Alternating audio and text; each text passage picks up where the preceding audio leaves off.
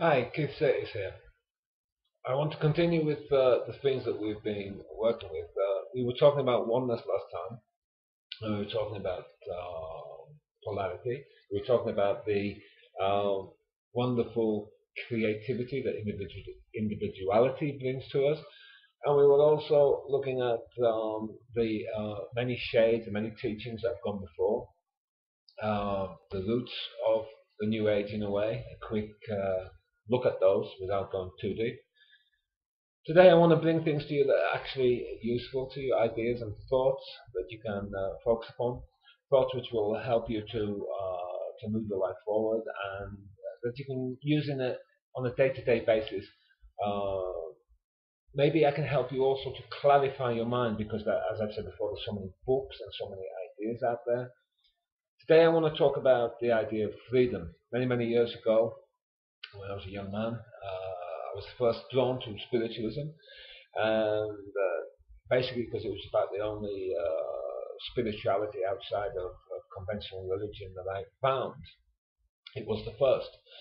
Uh, I was studying in Bournemouth, and I went along to a little spiritualist church, and I quietly sat at the back, and the medium came to me, and she told me that, oh, you young man, you are going to do these things that I've done. You're going to do mediumship and healing, etc., etc. You're going to go to different countries, all these type of things.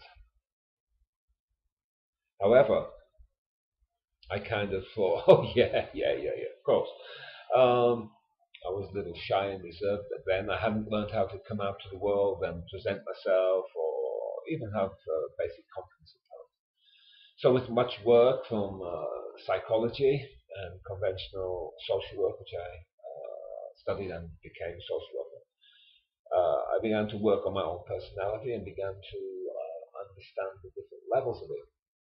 Now, I want today to talk about freedom, and freedom is a very special subject.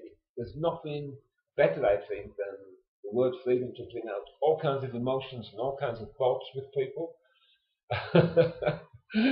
Through the years in workshops, etc., it has created quite a stir to be talking about freedom. And the reason for that is there's so many programmed ideas about what freedom is.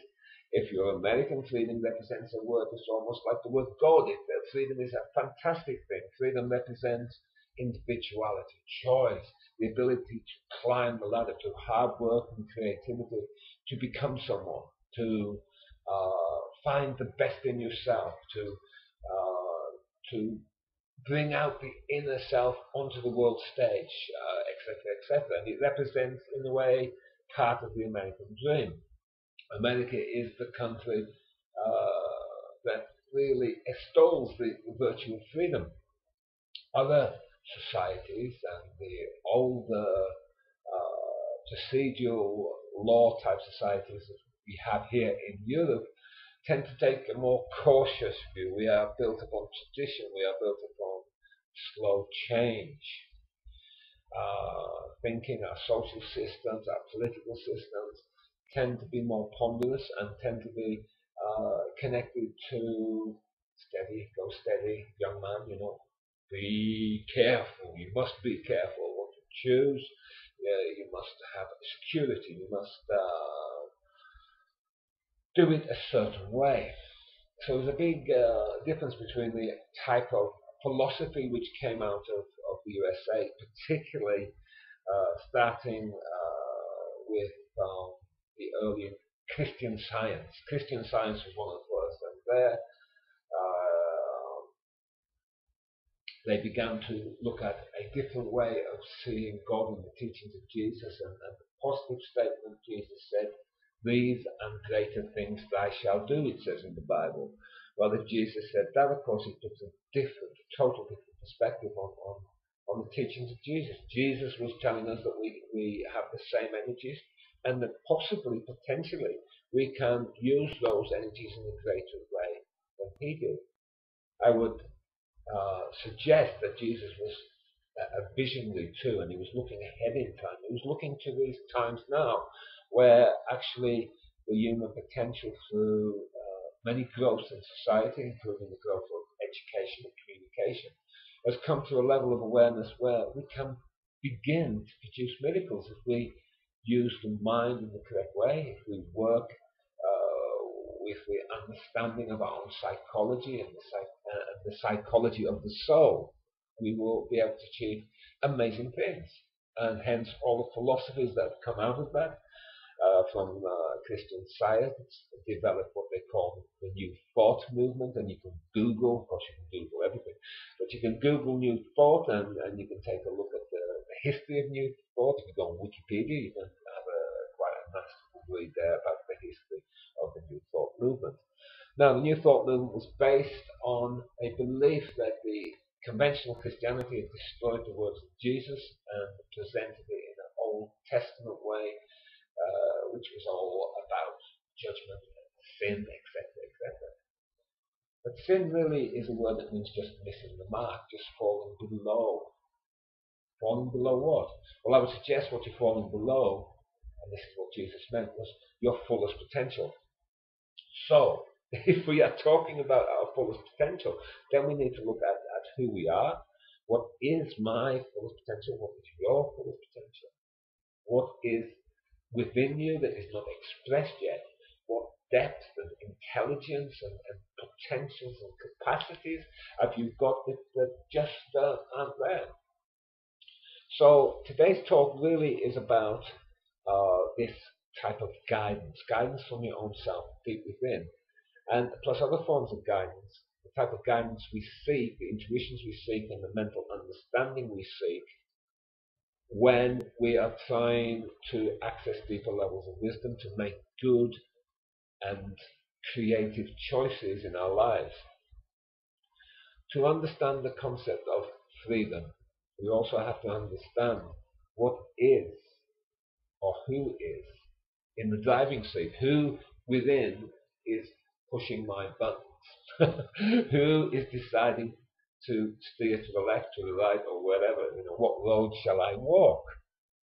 Now that is a good question, because many times we kind of drift through life and make decisions, I would suggest, on or through levels of our unconsciousness which are not helpful to us. They are, as I said earlier, they are kind of blocking us or sabotaging us because they are based on pain. So, to understand freedom, we have to look at who has this freedom. We also have to look at, is there really such a thing as freedom? And we have to look at the many different levels of how that works within us on a moment-by-moment basis. And this is where awareness or mindfulness, in its truest form, comes into the equation. But let us just recap a little bit and talk about the energies which work in our lives, that work in our day-to-day lives when we go to work with our partners and family and friends, etc. We are playing a kind of play. We are acting out of many responses which are automatic within us. And most people, in all truth, don't question that. We just, to a certain extent, assimilate what is being taught us, or we run a counter program of some type of conscious rejection, and we play an opposite script. We do totally opposite in a rebellious way. And we think that this is freedom, when in fact, if you really analyze it, really go deep into it, that is not freedom at all, is it? It's just a counter script. It's just being a naughty child and going against the parental ideas which were fed into you as a child. And this really is not freedom. Freedom is a freedom away from the past. So we talked about spiritual law. So if we talk about the law of karma, the Hindu and Buddhist idea of coming back time after time, we think of the soul as this entity that comes back. Now in Greek times, they didn't think of this word soul in that way. Soul was like a seed you were born with, which you then have to develop through training, through work, through absorbing cultural influences like the arts and music and poetry poetry and all the other what we consider to be creme de la creme of the arts in ancient Greece. The soul, seen from this point of view, is also often found in certain forms of shamanic practice and shamanic philosophy. The point being is we need to know what we feel, i.e., what do I think the soul is? What do you think the soul is? How do you define the soul? Get yourself a definition of the soul and what you think it is. Then you've got something to work from. Now, as we continue with this, we think about the soul, we think about this something that we can't weigh, we can't touch, it's something within us. Some people believe it lives one life, it's created, and then when we die, the soul leaves and journeys on. And some people even try to measure the body at death and say that the body weight's gone down a little bit, so therefore the soul has left this small thing that weighs very little. Yeah. We kind of bring it into a material type of logic and say, oh, it weighs something and now it's left, and look, Keith's body now is dead. It's so much smaller and lighter. Well, I don't think that really helps explain anything, but people will follow anything to try and prove something. We talked about the mind. Now, the mind is also part of this equation because the mind is the thing that we think, that we use to make choices. Yes, we think we use the mind to make choices. Now you may say, okay, well, I do use my mind to make choices. Okay. So, what is at the root of the mind? What patterns, what repeating circuitry makes you think the way you think? That is a good question, and you should dwell on that. If you go deeply into that, then you'll start to look at your thinking mode, what you call your mind, and you'll begin to realize that the mind in itself is just history. Now, recently, a very good teacher, Eckhart Tolle, talks about all the problems in the world, and he says that this is the mind that holds on to things, finds. He also talks about something which is very, very good. I love the way he simplified into a very neat little package of words the blocking mechanisms, and he calls this the pain body. Now, the pain body is similar to what is known as the shadowing in depth psychology, the shadow self. It's also the shadow self in shamanic practice. We all know we have that part of us that doesn't quite work with us properly, doesn't quite help Keith, it gets in my way. Oh, what does it do? No. Here you have all three. So what does the shadow self do, or what does the pain body do?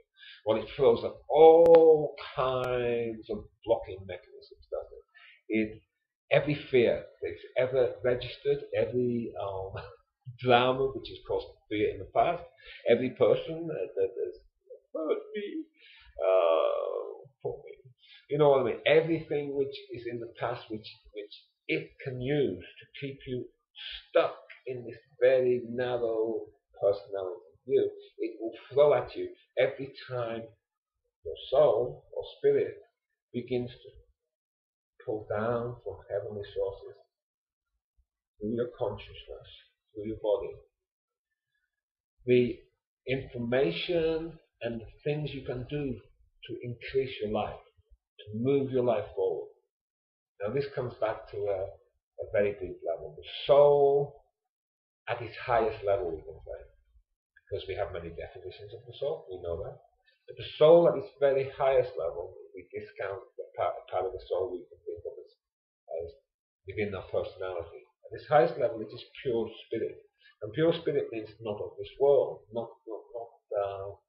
bound by this world, is maybe a better way of putting it. Yes. So this pure spirit is motivating us, or trying to motivate us, and it comes into the energy field, and it starts banging into all of this stuff in our head, around here, in the energy field, which is the patterned energy. When it gets to here, that same pattern is neurological biology now, And that biology has a history, and that history, wow, it's a mixed thing, isn't it? So we have to ask, how can I have freedom? Do I have freedom? Now, freedom, by any definition, means that there must be someone to be free. So I, Keith, want to be free, we can say. Now, the difficulty with this is that the I, and I think it's Keith, is usually this pattern of the past. It's the karma, if you want to use that word, the cause and effect, thoughts, the actions, the interactions, the basically the result of time along a timeline. And our world, the world of the personality, is a timeline world. It begins and it ends. Now, if you think about that, it begins and it ends for the brain in one life.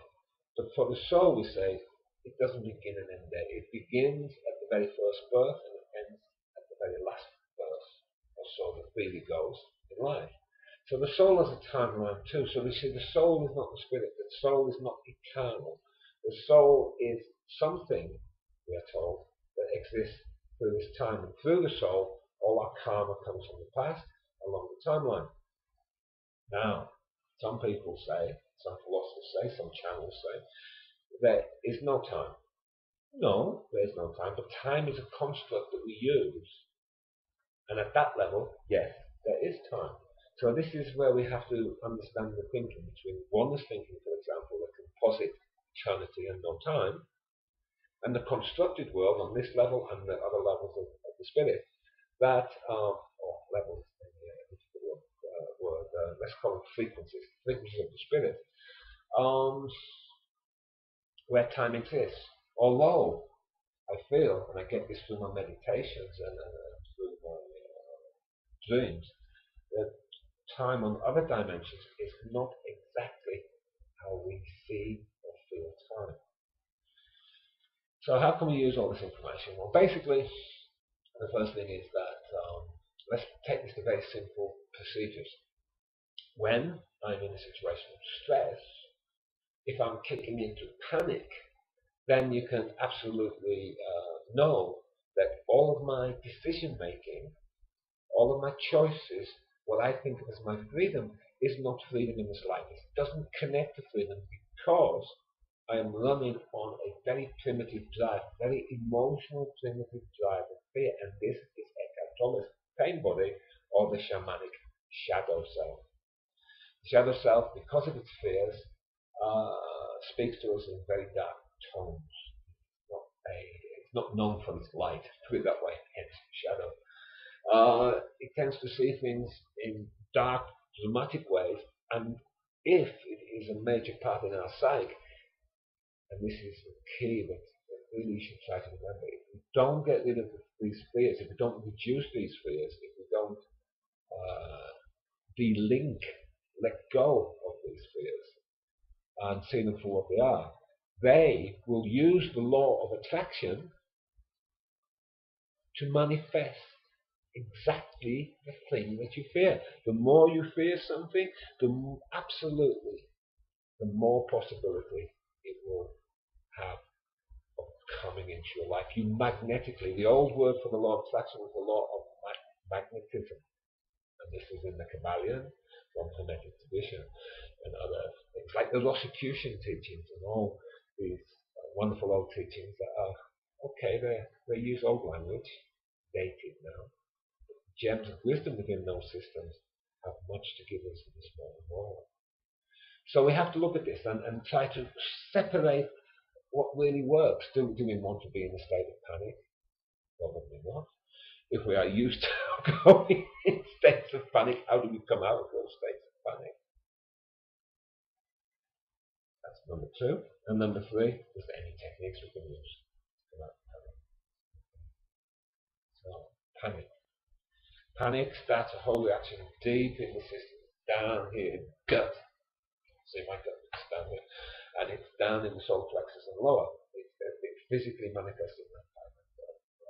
body. Panic, therefore, is like the part of the iceberg under the water, part of the unconsciousness of all of us, and part of what Eckhart Tolle calls the pain body. Now, we know it exists, but we know it is based on a limited understanding. This is where we can use the mind. We know the shadow, the pain, the fear is based on the limited understanding that we've had in the past. And if, like me, you have moved forward through the years, and hopefully we all have, then you'll understand that this panic is based on associations and conceptualizations, concepts which have made reality. But this is a concept of a Keith that's not me anymore. This Keith was more frightened, he was more afraid of the world, he didn't understand why people behaved in a certain way, he misunderstood why people did things, he misread situations, and that is just within this life. That's the psychology of the past or the unconscious in this life. Go into the idea of a reincarnating soul, then you can see that upon birth, we probably carried in a lot of fears in the program, and that is where karma comes with the soul. Karma is the program of the path. So if that theory is right, and I do believe it is, then there is a lot in the shadow or pain body. It comes down a timeline from our own karmic past. It comes from down a timeline from our genetic past. Some of my parents' fears are within me, etc. And it comes collectively from all you hear. Have you noticed that when you travel away from known, go to another land, you mix with other type of people who are, say, more positive than what your normal group of friends are, you start to feel an expansion. It's not just an expansion in the mind, it's a beautiful expansion in the emotions. And this expansion has joy, has love, it has the feeling of, I can, yes, I can. It has a feeling of the divine creativity of a child. That child that says yes to the world, that thinks it can do anything. So we need to somehow be able to maintain that type of consciousness when with people who are with other people who may be being negative and maybe creating fears in us, and we need to be able to somehow see and understand the mind level that is a energy field, and that we do not need to connect with that energy field. We don't need to possess it and make it our own. It doesn't have to be my story.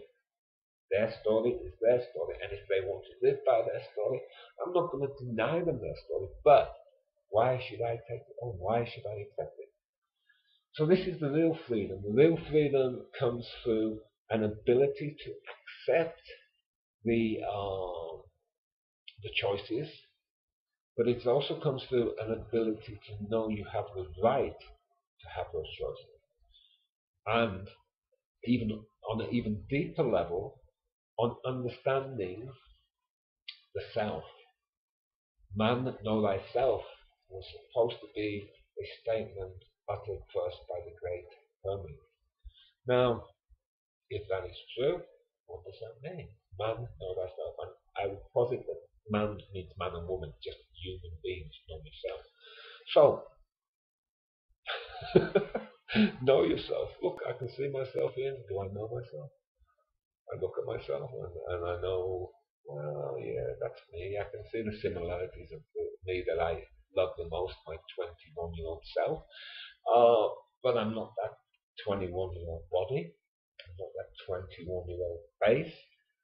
And I am not that 21-year-old mind.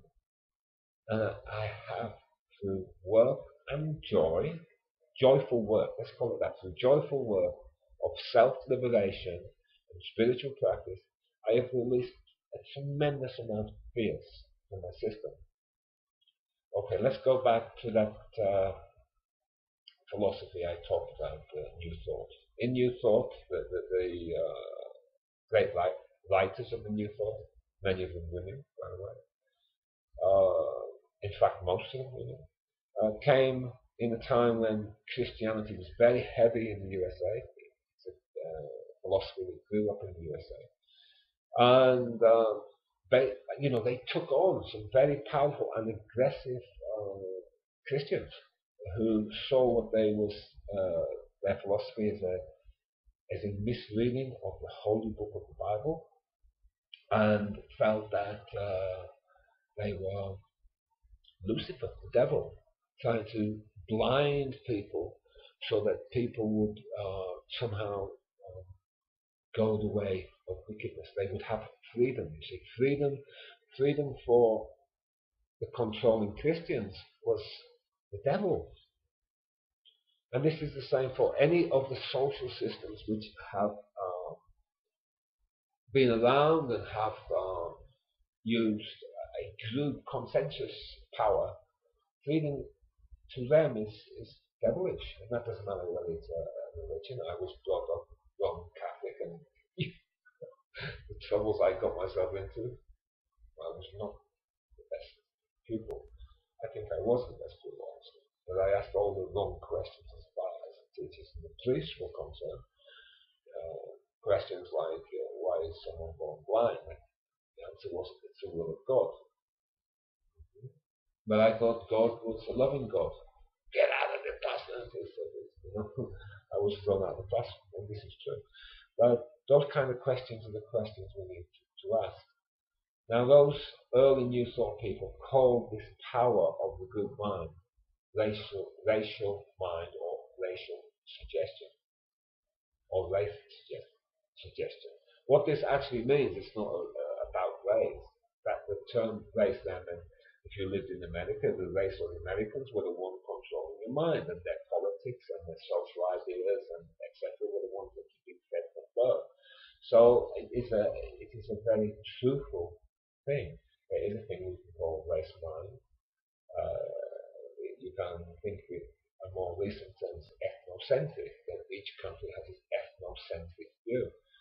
Whatever, freedom means we somehow have to get out of that group mind, and we have to question everything which is being put into us, and we have to find what truly fits my innermost, deepest creative self. Now, freedom leads to a very difficult thing. What's that? That difficult thing is choice. Choice is a very difficult thing. There's so many choices, one by one. Some people find it difficult even to choose what food they're going to buy and eat. Well, choice is difficult. And when it comes to big choices like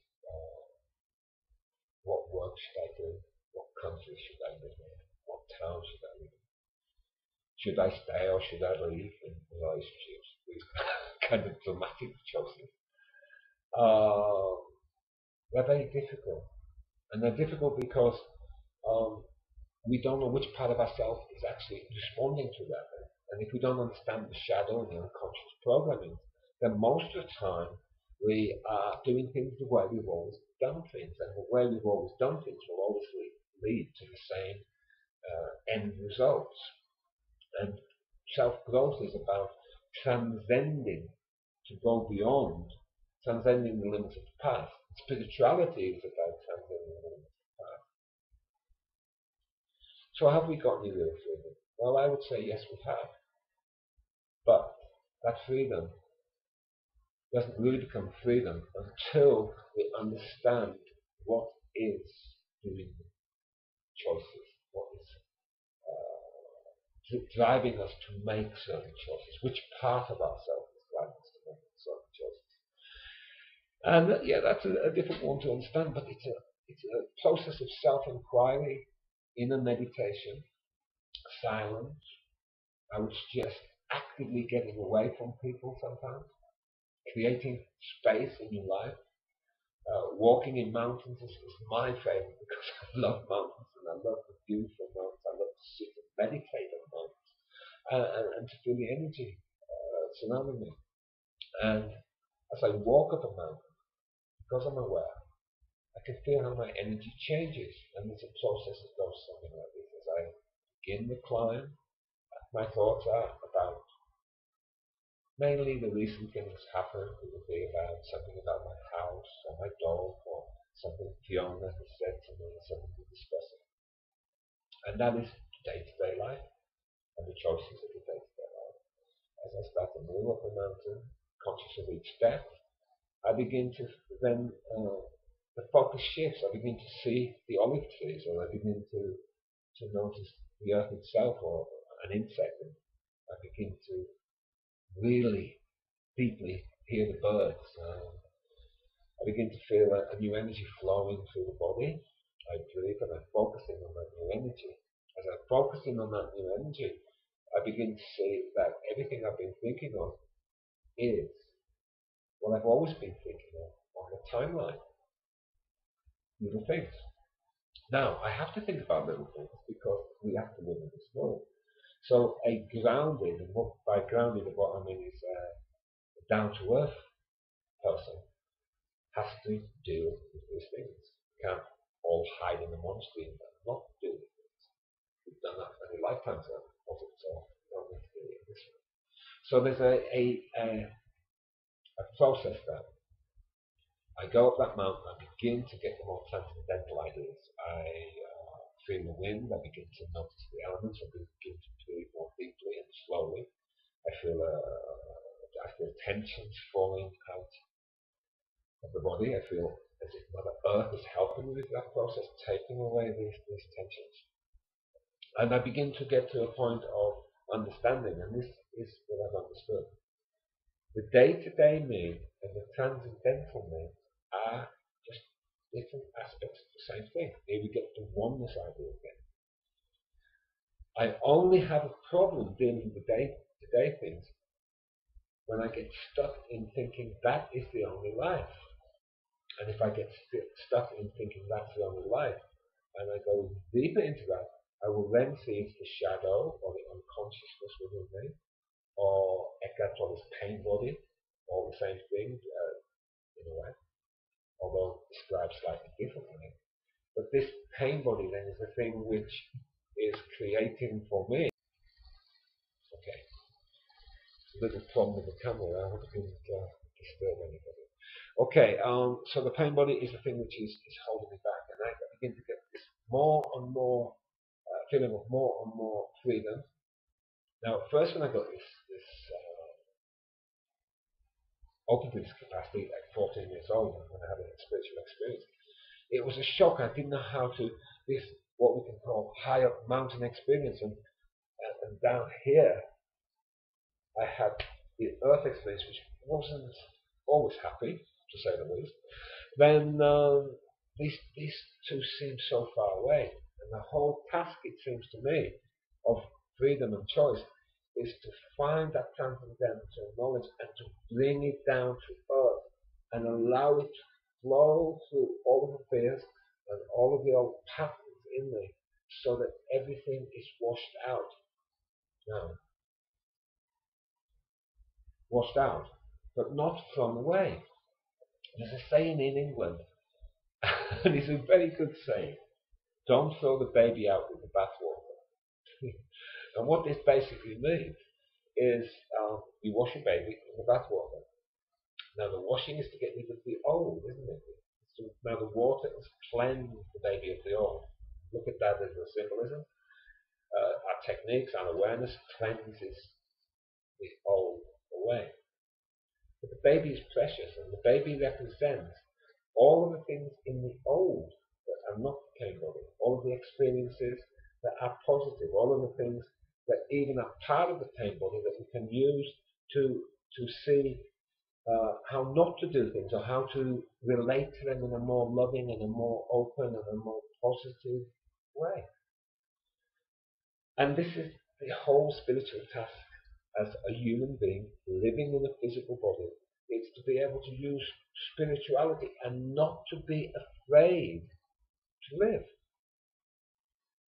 So we have the soul, and I need to listen to my soul. I have my history, and I need to be aware of my history. And we have our visions, feelings which come in this moment and represent ongoing processes through time. When we access the soul or spirit level, there is something deep within it, a deep inner intuitive level, which we can call the inner spirit or the true self. That true self or beingness in another term is, it seems to be beyond me. Everything then that I do when I begin to connect with this connects to a world scene, it connects to service the world, doing something worthwhile in the world. Now, if I further that is saying, if we connect with that level, where's the freedom? I, the destructive side of me that does bad things, and we all have some part of us that does bad things, doesn't really like that bit, because it's going to be boring, isn't it? If I live totally, always thinking nice things, and always trying to, always doing, not trying, doing things which come from a very compassionate level. It seems to that old self that that's boring. But in truth, if you allow that compassion and you allow that spiritual vision to come more into you, then you will find that your whole life is energized in a new way. Everything you do has a new meaning. And what used to pain you, those parts of the shadow which were difficult for you to deal with, become less. Or they have one last kick and they make things in your life a big test and everything is thrown at you. And this, in the old mystical parlance, language, was called the dark night of the soul. And I have been through three stages in my life when I've been right to the bottom of that dark night of the soul. And it's something which I'll talk about in the future talk. So we have oneness of everything. We have a soul which is connected to oneness but is individual. We have a personality which is not individual yet because it is, and this is very important to understand, not individual yet, even though it says I, and thinks it has a powerful individuality. It is still conditioned and controlled by those old programs and those old patterns that come from this life, from the group or race mind, from the national mind, from parents, from any trainers that as children have trained us, etc. It comes through and controls the personality. It isn't through the personality begins to understand the true voice of the soul, and that soul is the highest level of the spiritual self, that you begin a downpouring of energy through the system, which absolutely changes your life. It gives you more physical energy, it gives you more joy, true joy, not just fake it till you make it joy, which is a very positive saying with Americans. Fake it till you make it. Pretend in your mind that this is who you are. And I'm not saying that doesn't work to a certain extent, but it's still not real, is it? Unless you can feel it, it is not real. Unless you know it in the inner world. And this is the freedom. When you know it in the inner world, you know you can do it. I would posit it this way, or I would say it this way. God is not a sadist of a universe. If you don't like the word God, the universe is not a sadist. It doesn't give you the highest vision and then laugh because it knows you can't do it. It gives you the highest vision because it knows you can do it. And this is the true freedom.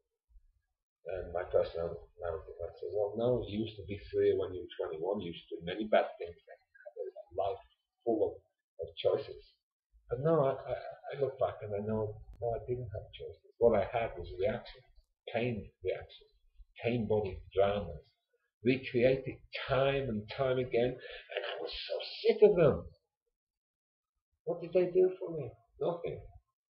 They entertained me, but they kept me sad. Deep inside I was very sad, sometimes very lonely, and very close to suicidal levels between 17 to 25. But I knew something something inside me told me that I didn't need to commit suicide. In fact, that was a no-go. It led nowhere. And I began to not search, but to remember.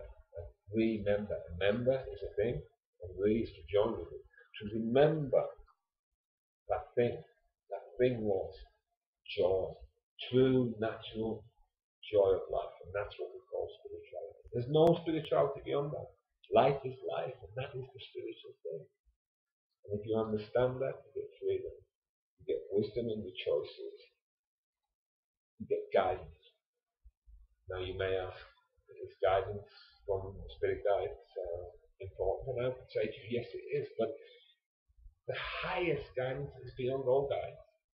It's the guidance which comes from the deepest levels of your soul awareness.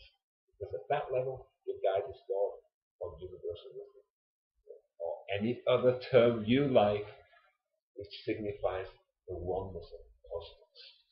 Okay. Well, I hope you've enjoyed this talk. I've tried to show you things which can truly help, and I've tried to also inject into this the true, and they are true levels of enthusiasm that one gets in one's life when you open to the deepest level of your own life force and the deepest level of your own intuition. I will talk further on many of these subjects. So, this is my fourth talk for my YouTube channel. If you go into the YouTube, you can see my email address. If you want to write to me on my email with any questions, or you want me to include certain subjects that I haven't talked about yet, if they fit into the general scheme of the talks, because I have to have a format, and then I will answer those questions. I thank you for your time. You look after yourself and keep walking the walk and talk